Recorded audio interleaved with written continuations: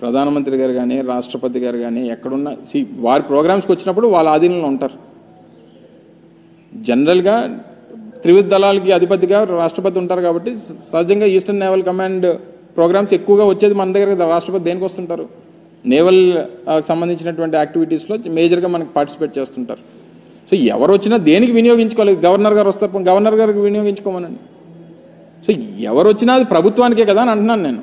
వాళ్ళు చిత్రీకరించింది ఏంటంటే, నిన్న వారంతా కూడా చిత్రీకరించింది ఇది జగన్మోహన్ రెడ్డి గారి బిల్డింగు. జగన్మోహన్ రెడ్డి గారి బిల్డింగ్ ఒకవేళ మళ్ళీ ముఖ్యమంత్రి గారు ఏంటంటే బహుశా ఆయన అక్కడి నుంచి పరిపాలన చేసేవారేమో. ఇప్పుడు వారు కదా, ఇప్పుడు చంద్రబాబు నాయుడు గారు కదా ముఖ్యమంత్రి. సో నేను అనేది ఏంటంటే దాన్ని ఏ రకంగా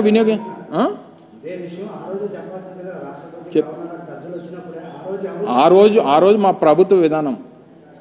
మా ప్రభుత్వ విధానం విశాఖపట్నం నుంచి పరిపాలన చేయాలనేటువంటిది మా ప్రభుత్వ విధానం. మొన్న ముఖ్యమంత్రిగా జగన్మోహన్ రెడ్డి గారు ఎన్నికై ఉంటే విశాఖపట్నం నుంచి ప్రమాణ స్వీకారం చేస్తామని చెప్పాం. సో మా పాలసీ మాకుంది, మా విధానం. సరే, ప్రజలు ఒక నిర్ణయం తీసుకున్నారు, తెలుగుదేశం పార్టీకి అధికారాన్ని ఇచ్చారు.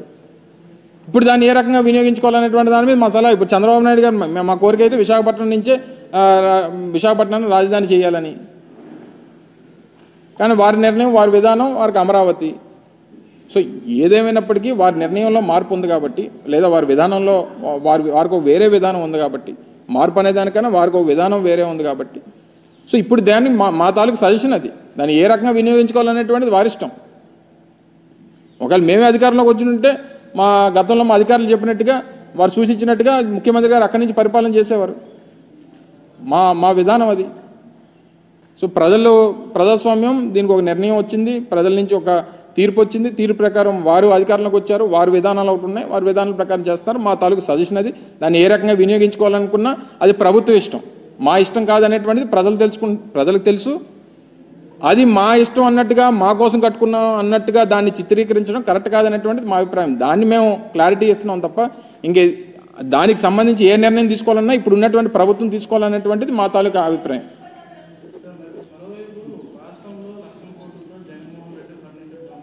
ఏడిది దొంగతనం ఏ మాటలు మరి. అంటే నేను కూడా మంత్రిగా ఉన్నాను మొన్నటి వరకు. మా క్యాంప్ ఆఫీసెస్ ఉంటాయి. క్యాంప్ ఆఫీసెస్లో ఫర్నిచరో లేకపోతే ఇంకోటో ప్రభుత్వానికి సంబంధించినటువంటివి మేము వాడుకున్నప్పుడు మాది టర్మ్ కంప్లీట్ అయిపోయిన తర్వాత మీరు ఏమేమి ఇచ్చారనేటువంటివి మళ్ళీ వాళ్ళకి అప్పచెప్పేటువంటి కార్యక్రమం చేస్తాం.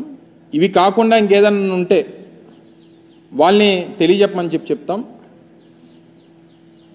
లేదా కొన్ని సందర్భాల్లో ఏమంటారంటే ఇవి మిస్ అయ్యానో లేకపోతే ఇవి రాలేదనో, ఈ టైంలో దీనికి ఇది డబ్బులు కట్టమని చెప్పి వారు ఓసారి కోరుతుంటారు. కోరినప్పుడు డబ్బులు కట్టేసి క్లియర్ చేసుకునేటువంటి కార్యక్రమం చేస్తాం. ఇప్పుడు నేను మొన్న విజయవాడలో మన క్యాంప్ ఆఫీస్ వెకేట్ చేసినప్పుడు గవర్నమెంట్కి సంబంధించినటువంటి కొంత మెటీరియల్, కంప్యూటర్స్ కానీ లేకపోతే కొన్ని అదర్ సిస్టమ్స్ కానీ ప్రింటర్స్ కానీ ఇలాంటివి ఉన్నప్పుడు జిఐడికి వాళ్ళకి ఇన్ఫార్మ్ చేస్తాం, లేదా కన్సర్న్ డిపార్ట్మెంట్స్కి ఇన్ఫార్మ్ చేస్తాం, వచ్చి దాన్ని టేక్ ఓవర్ చేసుకోమని చెప్పి మనం ఏదైతే పంచనామా కింద రాస్తామో వాళ్ళు అన్నీ రాసుకుని వెళ్ళిపోతుంటారు. ఇది ప్రొసీజర్ జరిగి ప్రభుత్వం వాళ్ళు 4వ తారీఖున అధికారంలోకి వచ్చారు. అధికారంలోకి వచ్చిన తర్వాత మరుసటి రోజే మనం సీఎం క్యాంప్ ఆఫీస్ నుంచి ఇంటిమేట్ చేసాం, హ్యాండ్ ఓవర్ చేయాల్సినటువంటి అన్నీ హ్యాండ్ ఓవర్ చేస్తాం. ఇంకా ఏమైనా ఉన్నాయనుకో చెప్పాలి తప్ప ఇదేంటిది నాకు తెలియక అడుగుతాను. వాళ్ళు ప్రభుత్వాల్లో ఉన్నారు కదా, వాళ్ళు గతంలో పనిచేశారు. ఒక్క ఇరిగేషన్ గెస్ట్ హౌస్ ఇవన్నీ మాట్లాడుకుంటున్నాం మనం. గతంలో దేవినేని ఉమ గారు ఇరిగేషన్ మంత్రిగా ఉన్నప్పుడు విజయవాడలో 45 కోట్ల రూపాయలు పెట్టి ఇరిగేషన్ గెస్ట్ హౌస్ కట్టాడు. ఎవరి డబ్బు మరి అది? అన్నీ మనం మాటలు తవ్వుకుంటే 100 బయటపడతాయి. సో ఏదేమైనప్పటికీ ఇవి కొన్ని ప్రొసీజర్స్ ఉంటాయి, ప్రొసీజర్ ప్రకారం జరుగుతాయి. ఇప్పుడు గతంలో వాళ్ళు కోడెల శివప్రసాద్ గారితో కంపేర్ చేస్తున్నారు. అది సంవత్సరం పోయిన తర్వాత వచ్చింది బయటికి. ఇది మేము అధికారం పోయి కేవలం 15 రోజులు అయింది. 15 రోజులు కూడా పూర్తి కావలేదు. ప్రొసీజర్ ప్రకారం అని జరుగుతుంటే వాళ్ళు కన్సర్న్ డిపార్ట్మెంట్కి ఏమైనా ఉంటే వాళ్ళు అయితే రేట్ కడుతుంటారు, లేకపోతే మనకు ఒకవేళ మెటీరియల్ ఉంటే వాళ్ళు తీసుకెళ్ళిపోతాం, మనం హ్యాండ్ ఓవర్ చేసేస్తుంటాం. ఇది ప్రొసీజర్ ప్రకారం జరిగేటువంటిది.